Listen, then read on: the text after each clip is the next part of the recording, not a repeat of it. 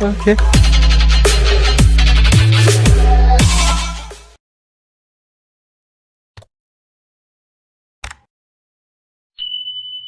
Good day, everyone, and welcome to the Ghanaian Consumer Channel. The main aim of the channel is to ensure and promote the rights of all consumers in Ghana and beyond.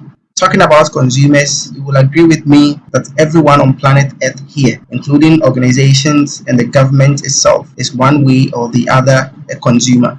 Today, we want to touch on the proposed E-Levy by the current government and the recent comment made by His Excellency Alhaji Dr. Bawumia, the Vice President of the Republic of Ghana, about this proposed levy.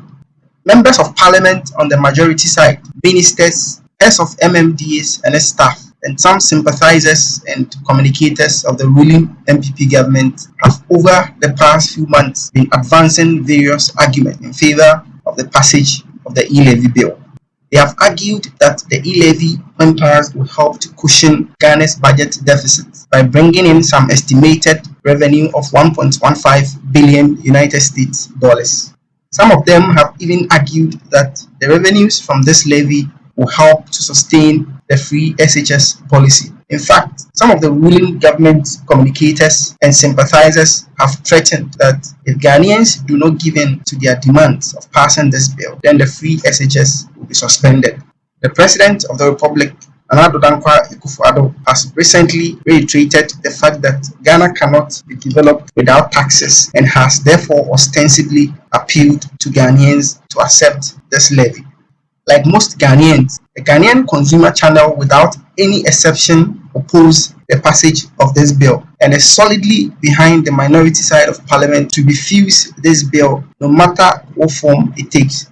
No form of this bill will be accepted, not even a reduction of the levy rate to 0.01%. We are all of the view that this should be scrapped immediately.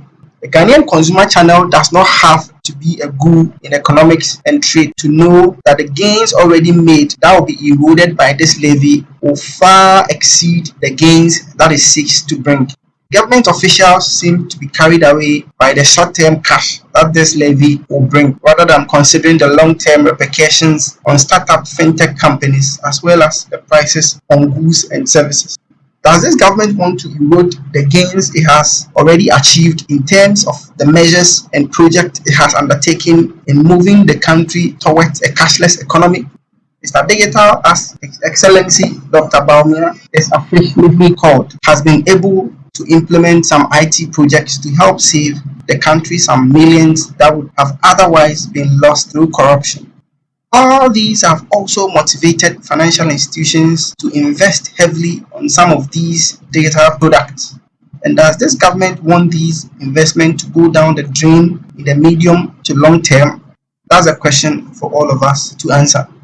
Government officials seem to be carried away by the fact that demand for these mobile money services and electronic transactions is inelastic in the short term, and for that matter can capitalize on this to extract so much cash or money from the pockets of Ghanaians and other residents. As many economists and trade experts have already indicated, this is not the right way to go and portrays a lazy approach to mobilizing funds by the government.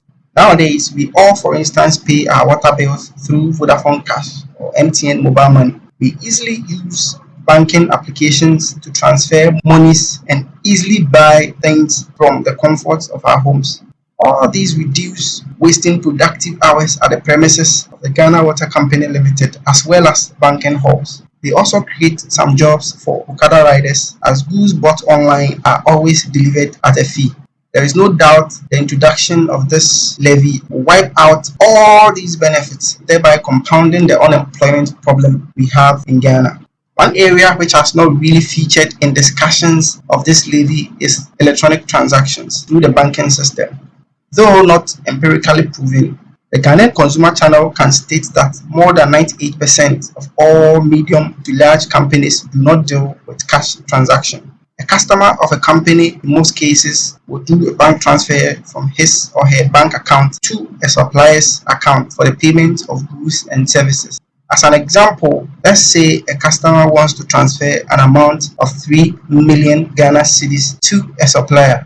The customer, in transferring this amount, will have to pay an e-levy of 52,500 from his own capital. This has a significant negative impact on the cash flows of the payer in the very short term. Going forward, this payer's production cost will increase by this 52,500. The payer will push this whole cost to the final consumer by increasing the prices for his goods and services. Now, when you order this goods or service online or in person and pay through mobile money or bank transfer, you also suffer another levy on the increased cost. Clearly, this levy doesn't seem to make sense and should be scrapped with no hesitation. Not only will businesses, especially those in the fintech area, collapse in the medium term, a lot of jobs will be lost, compounding the unemployment problem we have in Ghana. And the current increase in prices of goods and services will be skyrocketed when this e-levy is accepted. People will try to implement certain strategies to avoid the levy and end up losing their monies. Our mothers who do petty trading will go back to keeping their monies in their cloth only to be ripped off everything by highway robbers. Can this government be a little sensitive? Question all Ghanaians are asking. Now, this brings us back to whether His Excellency Dr. Bawumia is in support of this levy or otherwise. Here at the Ghanaian Consumer Channel, we try to be as objective as possible and do not promote any political party agenda here. It is fair to say that His Excellency Dr. Bawumia is in support of this levy as he is the head of the economic management team of the country and also the vice president of the country. The question everyone seems to be asking is why His Excellency Dr. Bawumia has been silent on this e-levy ever since the argument started and that parliament brouhaha occurred. We know Dr. Bawumia to be an outspoken personality. We also can recount the last time Dr. Bawumia delivered a lecture on the state of the Ghanaian economy. We also know the efforts His Excellency Dr. Bawumia has put in his digitalization agenda. In fact, when was the last time you also heard his wife talk on the state of the country? Well, the Dr. Bawumia we know who is really fighting to improve financial inclusion in the country and championing the cause of formalizing the informal sector, be in support of a levy which is very regressive in nature and seeks to defeat the purpose of all his already implemented projects. The signs are very clear. We believe that His Excellency Dr. Bawumia doesn't support and will never support this e-levy, and that is the only reason for his general silence on this very matter. We believe that Dr. Bawumia is on the side of most Ghanaians that oppose this e-levy and is unable to talk because of the nature of how Ghanaian political parties play their games. That idea of you can't criticize your own government else you'll be sidelined. This, in a way, also points out a loophole in our constitution.